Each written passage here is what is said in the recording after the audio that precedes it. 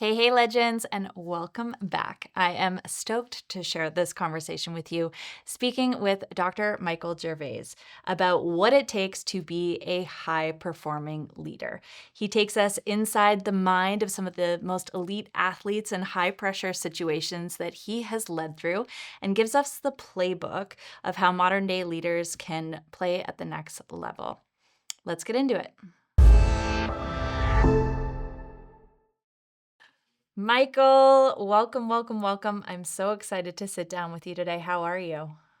I'm great. And I'm excited for this as well. Thank you for including me. I've been stoked to carry forward the conversation from the gathering stage. It was amazing to have you out this year. And I know so many of the leaders that were in the room, have just been hearing from the conversations that it was one of their favorite talks and one of their most impactful talks. So thank you for Oh, being here. fun. Yeah, Yeah. thank you. And thank you for using the word stoked. I thought I was the only one. So that's great. I feel at home. Bringing it back, bringing it back. I love stoked. Good. Oh, so good. How was your gathering experience? This was your first time joining us out this year. Yeah, it was great. The community's really switched on. They're engaged. There's an aliveness about the folks there. And, the whole thing was a first-rate experience. So thank you again in a different way for including us. So before we dive in, I'm excited to talk to you. I've been following your work for so long. I've read your books. I listened to your podcast, Finding Mastery, and I'm just a big fan of your work. But before we dive in, Thank maybe you. you could share a little bit about your philosophies and your history, and just why you do what you do. Like, did you choose this game or did it choose you? There's a lot there. The first order of business probably is that the game is really about helping people become their very best. And the lenses through which I'm doing that is through the science and the art of sport and high performance psychology. I needed it, just to be really clear. As a kid, I had big wave surfing, and surfing in general was my sport of choice. And I had the skills, on a regular basis to do it. But then when it came time for competition, I was just so tight. I Mm. was just like a shell of myself. And that dissonance, knowing that I had more in me, that knowing that just yesterday I was surfing really good. And now all of a sudden it felt like I was a completely different body because there was people judging me and critiquing me, there's scores. It was a totally different thing. I didn't know what it was, but I knew my overnight, so to speak, my technical skills didn't change, my physical skills didn't change, and I knew that it was something else. It was my mind that was different. I was thinking differently. And that was as a 15, 16-year-old kid that I had that aha moment. And that's when it started for me. Hmm. Yeah, well, I think that I'd love to dive into that a little bit more about, the mind being our edge. And you've worked with so many high performing leaders. Does that surprise them when they come to you and they're like, what's going on? Why can't I perform at my highest level? No, they know. This is the thing that I've been fortunate to, over the last 25 years, work with organizations and teams and individuals that are working right at the edge, where speed and accuracy are required to whatever the mission is. I put those two words together because they're hard to do those together, to be incredibly accurate and to do it with incredible speed. And in some of the environments I work with, it's the greatest consequences that we understand if they make mistakes. People die. Great injury is a potential. So those environments, they're really, really, really, really honest. And because the consequences are so high. And a step down from that would be traditional stick and ball sport. There's consequences, but they're not as dire as elite military operators, aerospace projects of the like. So no, I don't think it surprises anybody. I think that they know that there's more in them. They know that there is more to go. They know that they want to be more free when there is stress and pressure in the world. And they just know that they want to, there's just a better way of operating. And they've done all the physical work you can imagine. They've done all the technical craft building work that you can imagine. And by the time they get home, they're tired, and they're like, there's got to be a better version of how to do this. So we go to work on trying to sort out what that better version could be. Hmm. Where do you start? I mean, I think that's a good question because I think all of this internal work begins with the self-discovery process. And so it's like, who are you? Who are you working on becoming? What are the foundational first principles that are running your belief system? And you just and there's more to it than that, but you just open up kind of the self-discovery process to really understand where the scar tissues are, where the heartaches are, what the ambitions are, and then from that broth, if you will, it what emerges from that is clarity on the psychological skills that will help. So there's two basic buckets: self-discovery and psychological skills. And that's kind of self-discovery is usually the first process to begin at. I'm sure people when, they're frustrated that they can't play at their highest level, and then they come to you and they're like, "Just fix me, right? Just let's go Yeah, here. Let's just no. give me the 7 steps." And then you're like, "But let's unpack your hopes and dreams and who you are and what you're" like, that can probably be frustrating, but what I love about what you do, and it's so impactful, is, you're coaching the whole person. Yeah, I mean, you know this, Mandy. There's no shortcuts here. On the Mhm. path of mastery, in this world of high performance, there's no 7 steps or tricks or hacks. There are no shortcuts. And I mean, if you're looking for those, I am not the right person. you know, I I'm looking to help somebody that really wants to play the long game and at the same time has all of the tension that not you don't understand, like I've got to get this done in at the highest level in the next 3 weeks or next 3 months, something like that. So um I too don't have time. That's not the thing that I want, that I feel like is on my side. I feel like there's an urgency to help people invest in something that I think is one of the greatest unlocks, which is their psychology. So I actually don't run up against that very often because I think they're already coming like, look, I've tried. Hacks and shortcuts just don't work for me. And they get exposed quickly because there's nothing really underneath of them. They're just kind of band-aids, if you will. Mhm. Yeah, I mean, when I think of someone who's played in high stakes and under pressure, you come to mind. I think it's search that online, your face pops up first. So Oh, that's funny. Yeah. let's really The, dive the in world of SEO. the world Yeah. of SEO, right? Yeah. Let's dive into that. I mean, you are the performance psychologist on the Red Bull Stratus mission. You helped Felix Baumgartner prepare for a 128,000-foot jump from the edge of space. So, for those of us that don't know that story, could you really share what was happening behind the scenes and why you were called in? Why were you the guy for that? Yeah. I think so. One, Felix Baumgartner was the athlete and he had a vision.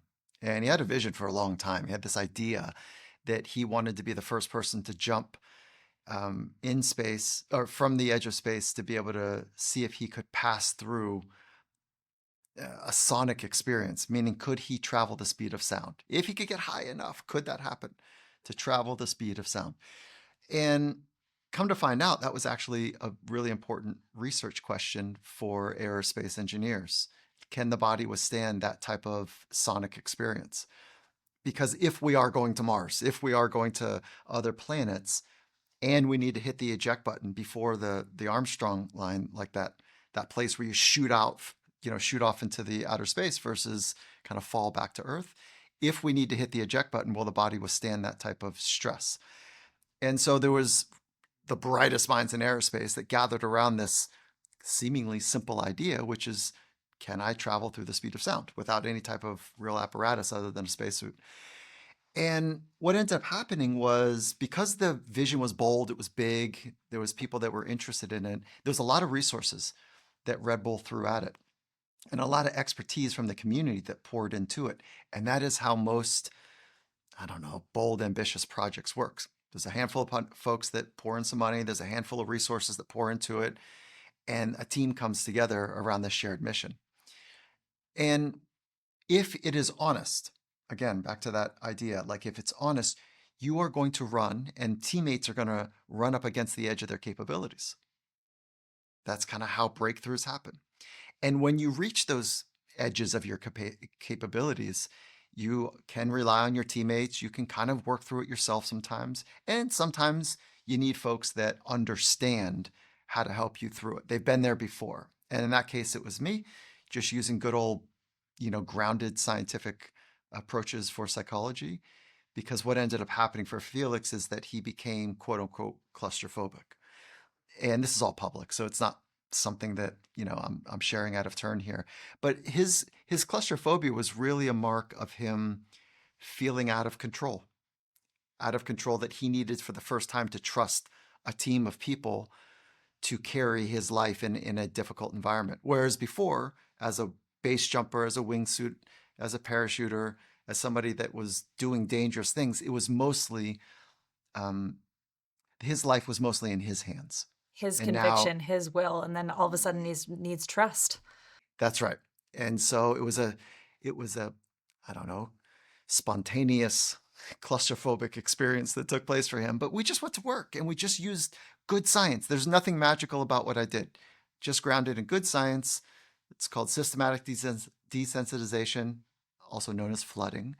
And we went to work and extinguished his fear of being in tight places. So it was, I was fortunate to be called in. It changed my life. He changed my life. Felix did, and the project and the teammates. And of course, he went to the stratosphere, but I think he dragged the entire team up there with him. The shared insights, the frustrations, the tears, the laughter, the knowing of what it takes to do something that ambitious was a massive gift, I think, to everybody on the team. It's incredible. It's such a remarkable story. I'm curious for you what edges you met in yourself as you were coaching and like helping at such a high level, high stakes experience. There's a handful of documentaries, but there's one documentary. I think this one was on ESPN, and I was watching it. I don't know, maybe 3 months ago with my son. My son's 17, and there's a moment when the alpha, the heavy in the room, not Felix, he was the absolute leader of the whole thing, but one of the toughest, most revered test pilot slash engineers says straight to camera to all of us while we're there. He goes, "Look, Mike, if he dies, it's on your shoulders. You're the one that has to carry this." And I remember that moment, you know, squarely because the team had not seen somebody come back from this fear, from this condition, if you will. And so very early they looked at me and they said, "Look, doc, no disrespect to your science, to you, but we've never seen anybody come back from this. We are not with you. We do not want blood on our hands. We don't care if you're going to convince him. He doesn't have the skills." And I said, "Whoa, I'm not convincing anybody. I'm going to help him build the psychological skills so he has full command of his mind to do what he needs to do during this the time that he's in the spacesuit." So there was a lot of skepticism, and that I mean, psychology is not bulletproof, and there's a chance that even though we deployed, Felix and I deployed a best science, a best approach that has been shown repeatedly to extinguish a fear, it doesn't mean that it's going to be the case. And if it were to creep back up, he couldn't be in his spacesuit for 5 minutes, and he needed to be in it for 5.5 hours. And if it creeped up at, I don't know, hour two while he was actually in the capsule, and if he made a mistake on managing his gas exchange, his carbon dioxide and his oxygen, and he's, I don't know, 100,000 feet off the ground, and he makes a mistake and he passes out, and so there's a lot of danger that's still involved in this project. So I met my edge plenty of times, like, did we do the right thing? Should we have taken the safe path and said, "Hey, it's okay, Felix, this one's not for you"? But I and Felix sat down and we had a conversation saying, "What do you want?" He says, "I want to go for it." And I said, "Are you in a place that that like you could die?" And he goes, "Of course. That's what's keeping me panicked." I said, "Okay, so what is the greater pain? going for it and dying, or living and not knowing. Oof. And he knew right away. He looked me right in the eyes and he said, Mike, I'll have a real hard time living if I decide not to go because of this fear condition I have. If you're saying that there's a chance that I can extinguish this fear, I'm all in. And so we went to work together. Hmm. Wow. Mandy, that is something that the best in the world have taught me, is that the fear of not going for it, the pain The of pain. retracting away because you don't have the psychological skills or you don't have the required technical capabilities to do the thing when it's right in front of you, that pain is haunting. Yeah. And that's what I felt as a 15-year-old. I didn't have the psychological skills. I couldn't kind of do the technical things that I wanted to do. It just wasn't that consequential, but it was painful. But when you have a moment, think about your life, Mandy, when you have a moment and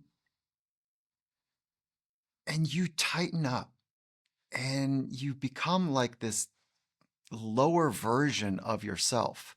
Maybe you're, I don't know, you don't say what you need to be said because you're afraid of what they would say, or you're too aggressive with what you said because you're trying to get it across, but you're all tight. Like there's thousands of iterations.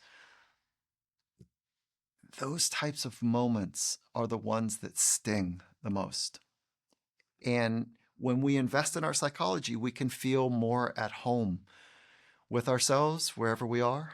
And we have just a better kind of awareness slash internal skills to navigate moments of pressure. That is possible for all of us.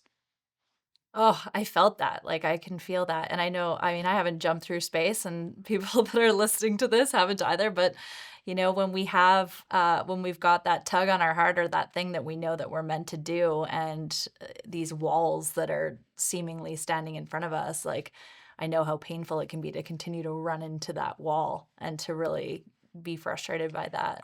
Can you be even more concrete? Like what? I'll turn the tables for a minute, right? Uh-oh, hot seat. I can't help myself, right? But like, what is it for you? Like, what are the moments that you tighten up or you avoid, or you could answer it like the moment that I didn't fully capture that still stings. There's three questions in there. Yeah, I mean, and this is why I love your work because it's always a conversation. Didn't expect to show up here and just interview you today.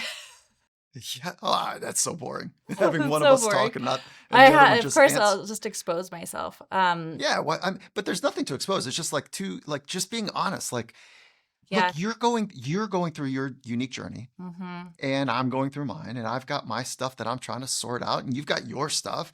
And I think if we're playing this game like we got it all buttoned up, we do so much harm to so many people. So like, I don't know if you can go there. Like, what are Oh, the I can go things there that? for sure. Yeah. This is a repeated thing, and it's something I've been working on for years and years. And I used to have an event business that was all about creating brunches for women entrepreneurs. And I went all across Canada creating these rooms, and having these stages for women to speak on and share the vulnerability of like what it takes to build the business Okay. and all these This things. should be Okay. an easy question So for me. Yeah, that's good. so I'd show up, I'd set the stage, I would prepare. I would have my like perfect notes of everything I was going to say to welcome them, and I'd have my talk all ready, and then I'd put the microphone in my hand, and I would like nothing would come out.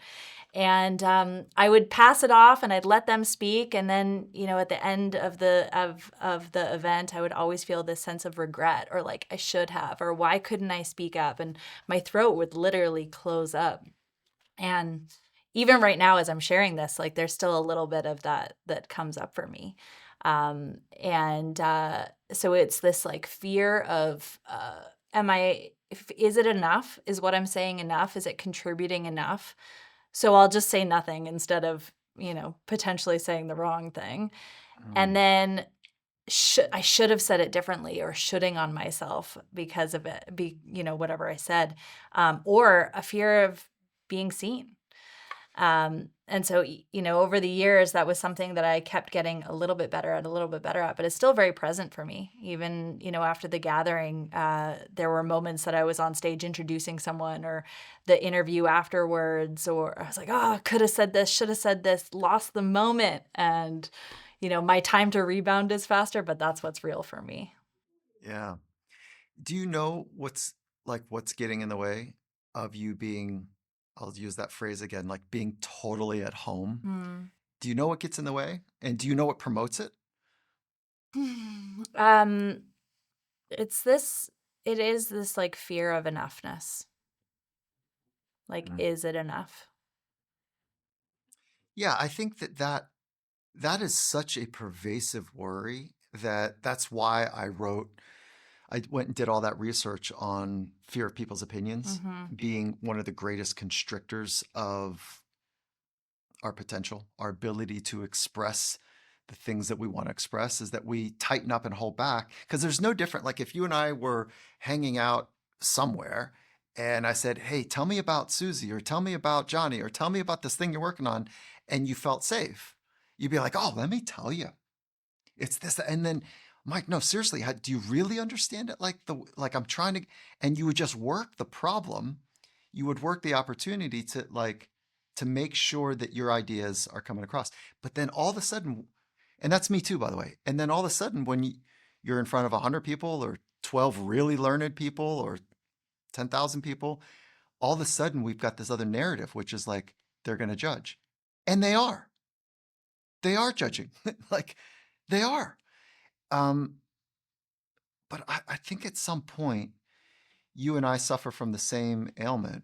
And at some point, there is like this, I'll call it adult, but it's just to be provocative. There is this adult decision to say, no, I'm not waiting until I get to 70 or 80 to be purpose driven as opposed to approval driven. Totally.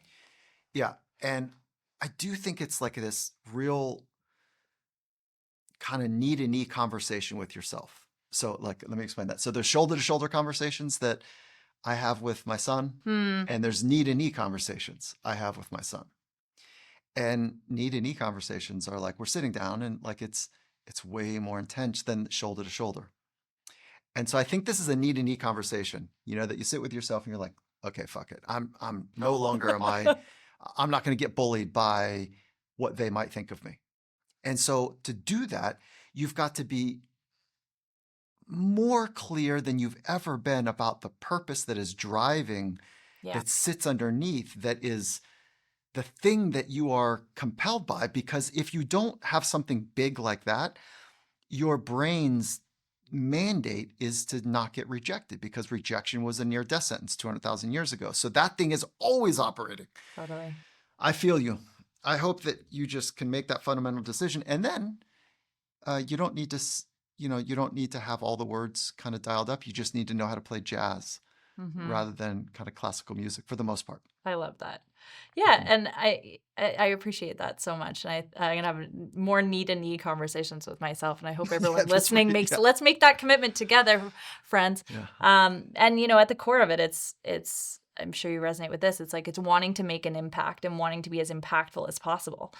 And But looking a certain way doesn't do it. yeah, And them thinking that, it's so much like you, if you present as a work in progress, you are making an impact just because that is the most truthful thing that all of us can do. oof, love Yeah, that. it's like I don't have nobody, nobody has the answers. Yeah. We have good questions. We have our best attempt. We have mistakes and we own the mistakes. And that work in progress, I think, is just. I'll share another story. Yeah, Is that please. Marshawn Lynch, one of I think yours and my one favorite athletes, right? I know that you've got a special place for the Seattle Seahawks. Go Do I have that Seahawks. right? Go Hawks. Go Hawks, yeah. Seahawks. So Marshawn Lynch, I had a conversation with Marshawn, and I asked him. Now, for those that don't know Marshawn, he's one of the toughest, most kind of off-access, contrarian, great athletes, that played his position as a running back. And he really is a legend in so many ways. So Marshawn and I are friends, and he came on the podcast, and I said, "Look, you're one of the most honest athletes I know." I said, "How did you do it?" And I'll see if I can find the clip and send it to you. Yes, But he says, please. he goes, "I got fully naked," and I was like, "Jesus, Marshawn, where are you going?" He goes, "I got fully naked, and I stood in front of the mirror, and I looked at myself, and I said, 'Is this the person that you thought you were always going to become?'" And he's like, "It wasn't. It was not. This is not the person I always wanted to be. I didn't like the way my body looked because he was kind of taking the easy path on fitness. I didn't like how I was thinking because he was looking at himself through his own eyes. And from that place, he made a fundamental commitment to quote unquote be about it. And when you ask Marshawn, what did it mean to be about it? And he was like, look, I just needed to be my best, period, full stop. That's it. Just be my best. And I was not doing that. I love that. Be about Yeah, it's it. fun. Be about Be it. about it. That is Marshawn. He is so much fun. So good. When James and I ran into you at the game, we ran into him a few minutes before, and James walked up to me. He's like, "Can I get an autograph?" He's like, "Nah." That's him. Be about That it. is him. Be Yeah, about it. he will. So he's got a code, right? He gives autographs to little kids, I and that's love it. that. Yeah, Amazing.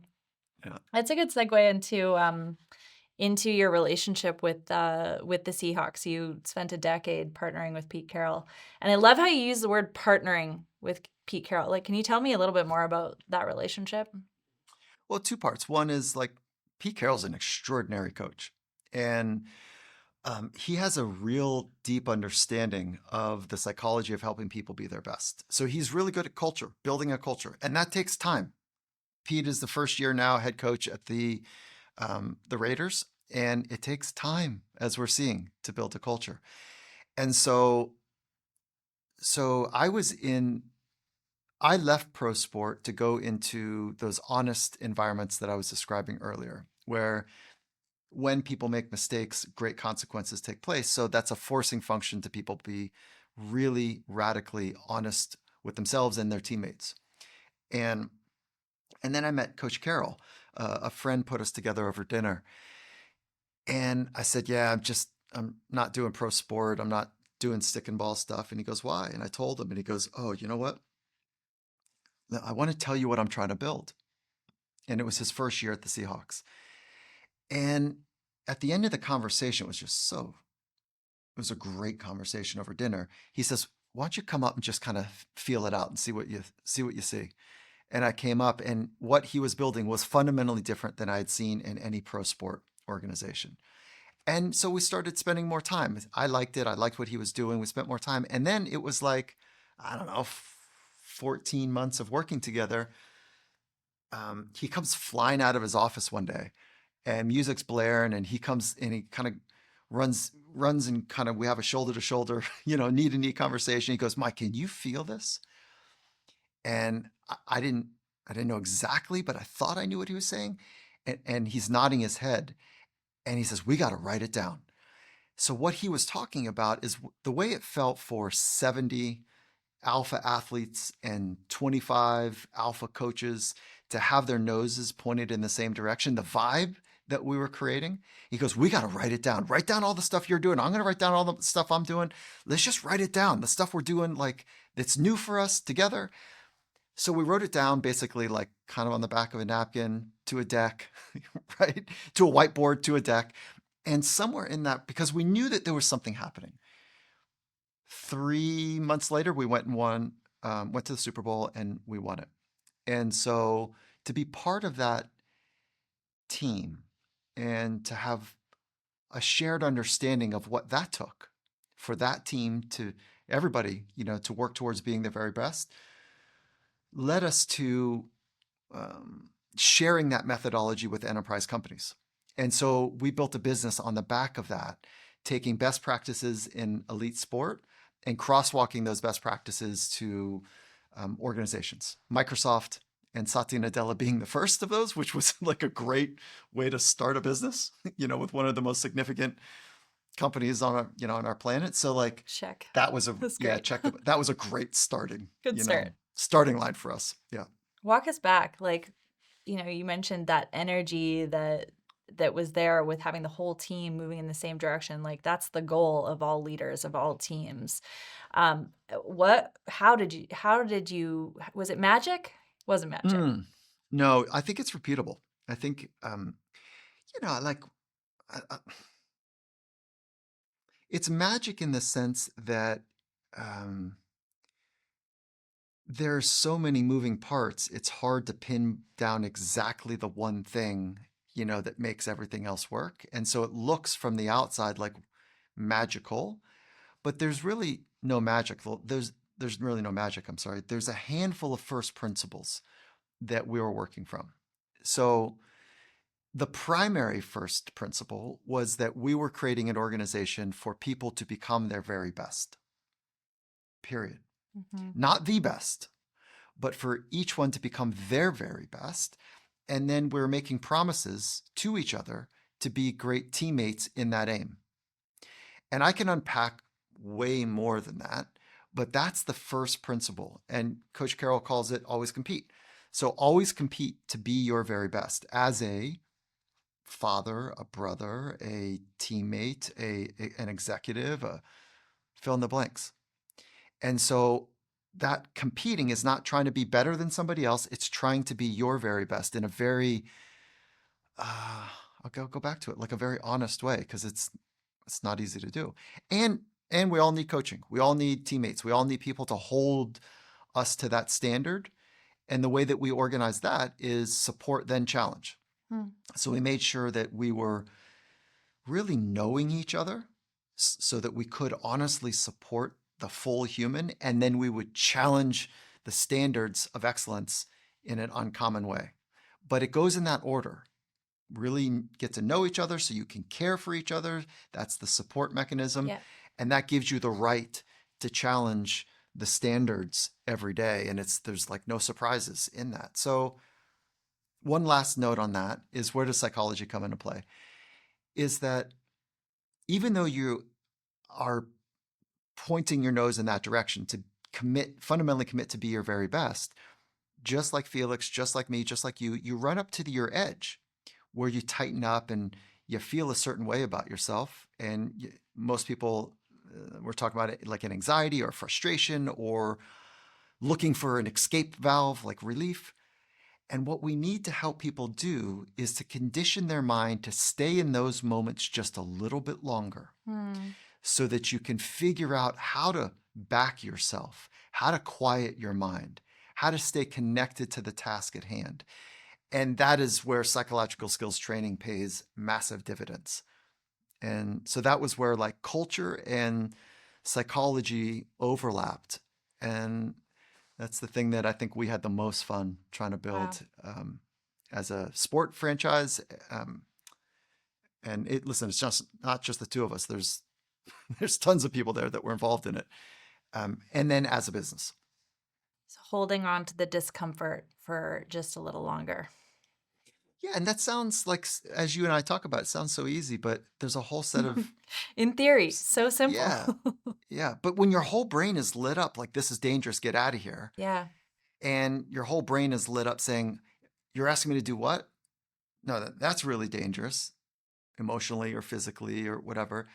That there's anxiety going into those moments. And then when you're in them, there's an anxiety there. And so it's harder than it sounds. And that's actually what makes, I think, people who change family narratives, Yeah. people who change national and or global narratives, is that they are so driven by a clear purpose that they of course invest in the psychology to be their best in those moments too. So That directs me to sort of my next question, which is, I felt the entire room, you gave them permission at the gathering when you opened sharing, we're all exhausted.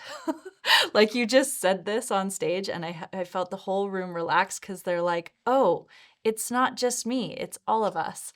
And what you said, which I've been thinking about so much since you were on stage, was, just how we would never put our players on the field that are under resourced. Where all of us are overtrained, under recovered. So Can you share a little bit more about the recovery process and how important that is in being our best? Well, yeah, we do sometimes put players on the field that are in that compromised state of readiness because that's the only option we have. But we know that when we do that too often, um, they're not going to perform at their best, and you increase the chances of injury. So when people are tired, they're they're of course not able to dig deep and kind of go to that place when they're exhausted, and the injury is part of it. So we're trying to our very best in elite performing franchises to get the stress and recovery equation dialed in. So we want to have high units of stress every day because that's what makes us. And then we need equal units of recovery each day because that's what replenishes us. So it's that yin and yang that we're trying to get balanced every day. Where most of us, when I first came to big business, because I was in big sport for a long time, I was like, Yeah. oh my goodness, like are you how are you surviving this? Because there's zero conversation about recovery. So the big takeaway here for me is that in world-class sport, the most important product is the human, right? That's how it all gets done. So all of these resources are invested in the human. In big business, it's like a service or a product, and the humans are what's behind making the service or the product, and the humans are like not replenished, not invested in the same way that the world-class athletes are. So the easiest stitch is like, wait, hold on. We don't ask athletes to recover outside of work. We create an environment of the most intense learning, stressful environment. And then we also add best practices for recovery during the day. And so what does that look like in big business? Time to pause. It would be a 10-minute meditation. It would be, yes, a 20-minute nap. Like I know that sounds wild, but the research is really clear. When you're tired and you take just 10 to less than 20, but somewhere around 10 plus minutes to quiet down, the replenishing mechanism is ridiculous. Meditation, same type of thing. Making sure that we're getting outside every so often. We're taking mini breaks every 45 minutes. Like all of those best practices are now just jammed with, if you get 15 minutes, you go straight to email. You forget to put your head up and go outside and get some fresh air or hang out with some colleagues and laugh a little bit. It's just all packed in. And so it's so dense that when we get home, we're keyed up, tired, a bit frustrated, exhausted, and do not have time to do the stuff with our family that we'd want to. And then we've got a second shift of answering emails that we didn't get done because of the meeting. So we're in a crisis of recovery, and the leaders who can figure this thing out, which is how do you put recovery in the rhythm of business? That is a competitive advantage. So interesting. Yeah. Can you provide some examples? Like obviously you're working with big organizations like Microsoft. Like is there a nap room? No, there are quiet rooms. Those don't get used as much as we would like. But the things that I would point to that are important is inside of agendas. Who's ever setting the agenda has a lot of power. Most agendas are, let's say it's a 45-minute meeting, have like 75 minutes worth of stuff, and they're all kind of business, seemingly critical. But if you can start that meeting with some sort of down-regulation practice, some sort of connection with other people practice, some sort of like introspection. And I'm not talking about like campy, let's hold hands and do something cheesy. It's more like this. It's more like, look, we got 45 minutes. We're up against it today. I want to make sure, because we got to get our minds right. I want to make sure that we're going to take 3 minutes here. Close your laptop, put your thing down, and just settle in. Just do a couple breaths. We all know we need it. Okay, you guys ready? Good. Here we go. I'm going to be quiet. You just go and just quiet yourself down. We're doing that on a semi-regular basis across different groups at Microsoft. And it sounds like it's maybe hippy-dippy, campy. It is so facilitative. Yeah. So simple. So simple. Allows people to just show up to the moment, meet the moment. Because truthfully, if we don't have a moment like that. Everyone's checking emails and Slacks and whatever. They're micro, like they're doing Mhm. multiple things, right? So that's so powerful. Yeah, here's another thing that we know from if you're going to help somebody lift weights and they're going to do something that's kind of challenging. If you just kind of um, touch their like mid back, let's say, because you want them to cue that muscle to get a little bit more power out of their lift, and you just kind of take your hand or your fingers and just across their mid back, it sparks that that muscular chain to be a little awake. And this is not something that's, I don't know, I'm just making it up. This is well documented, well researched. It's called a primer or a cue. And if you do that prior to a meeting, you're not touching people's mid back because they're not lifting heavy weights or their calf muscle or whatever. That's not what I'm saying. But if you primer or cue something for them to see possibility, you prime their mind to find solutions. What do I mean by that? One of the best practices that we are doing at Microsoft is the researcher of amazing. So one person a meeting randomly comes into an executive leadership team meeting and comments on one thing that they experienced today at Microsoft that was amazing. Okay, so what are we doing? We're getting our mind out of doom and gloom, out of negativity, out of survival bias, and we're just priming everybody's mind like, oh, yeah, there's a lot of good here too. So now when it's like kind of priming a muscle, when you're about to go do something challenging, you're not just going to do the same old patterning, but you've opened up the brains of the room to think about things that are a little bit more quote unquote positive, a little bit more optimistic, a little bit more hopeful, a little bit more creative, a little bit more dynamic in the potential solution set. So that's a small but like super thoughtful design on how to fold high performance psychology into the rhythm of business. So good. So great. Yeah, We do a vibe check and celebrate wins at the beginning of all of our meetings. But there you go. you know what? I'll say this on camera because for over a year I've wanted to do some breath work at the beginning of our team meeting, and I've been like, nah, that's going to be too much. But you heard it here, team. Michael Gervais. Yeah, why not? Yeah, why not? And like you can lead it or have somebody else lead it, Totally. or I'll send you an audio file, like of a 3-minute one. I'll lead it for you It's so it's not perfect. weird. Or at this point, 75% of the room knows how to take a A long breath. exhale. They're they should be able to So do it. Yeah. simple. I one more question to close us out today because I know we've got to wrap up. But you say master your craft, master your mind, your body. If someone's starting from zero, where should they start? For the psychology piece, Mm-hmm. for mastery of self or mind, um, it is a little bit like the Panama Canal. Kind of it all works together to get the thing to move. But I would first start with being really clear about your purpose, and just take some time and write that down. What am I doing here? And if that feels overwhelming, like what's my purpose for this week? What's my purpose for the rest of the year? You can chunk it down. What's my purpose as a fill in the role, as a spouse or whatever it might be. So, I would say start with that. And then I would list down um, the, f- the, f- I'd be clever about the first principles that matter to you. Like, what are my operating principles? Like, that really guide my thoughts, words, and actions. And actually, as I'm talking, that's maybe a little too heady. I would invest in a meditation practice. Yeah, awareness is kind of the master key for the whole thing, and mindfulness is a way to increase your ability to be more aware. Just claiming that time. It's never going to come, right? There's always going to be, it's not exactly getting easier to lead. No, no, no, Definitely no, no. not. The pressure is not easing up any day soon. So it's really about claiming the time, choosing the pause, and filling yourself so that you can lead everyone else. I love that.